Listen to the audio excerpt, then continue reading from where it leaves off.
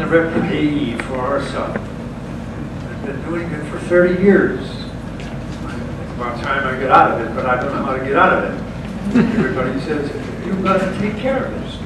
I have to report to the courts every year with the monies that were that came into us and that were spent and how they were spent. And if I'm a penny off, I better find the penny. I'm tired of being the rep payee. How do I get out of it?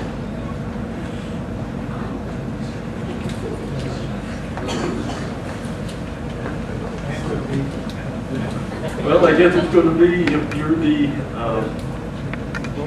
guardian for your son, then you can appoint somebody else to be the guardian, or you'd have to go through the court system to get somebody else to be the guardian. Although I guess there's a state guardianship also.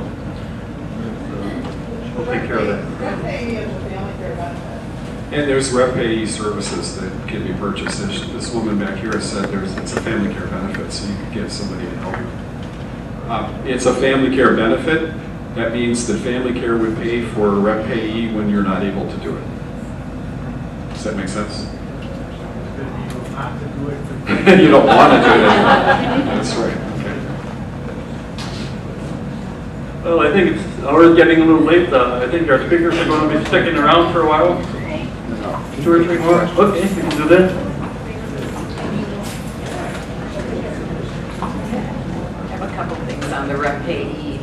I'm a guardian for my brother, and I used to be the rep payee for him.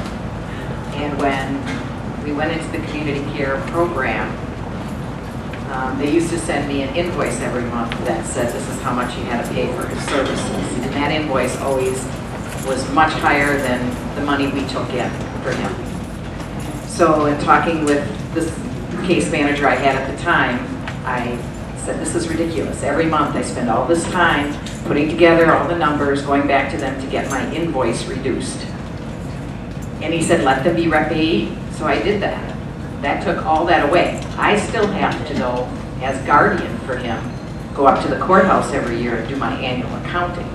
So you can have the rep payee piece removed from you and let the family care program take care of that. But you're still going to need to do the accounting with the county, and the rep payee from community care, family care, whatever program you're in, will give you like a statement. I get a statement every quarter that shows me what they spent money on so that I can use that for my annual accounting. And then I have one other statement. I went through the appeal process you were talking about for my brother when they did a reduction of service, and I got that notification.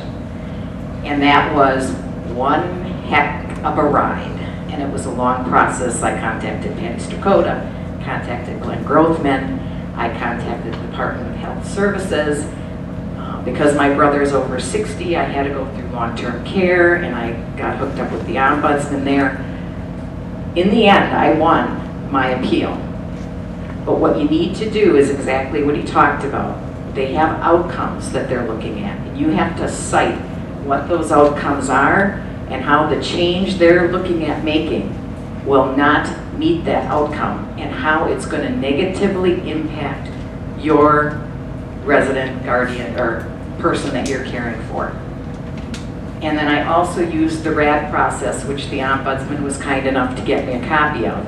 And I cited in there all of the things that they did not follow through when they did their RAD process, because they didn't follow their own process and procedures.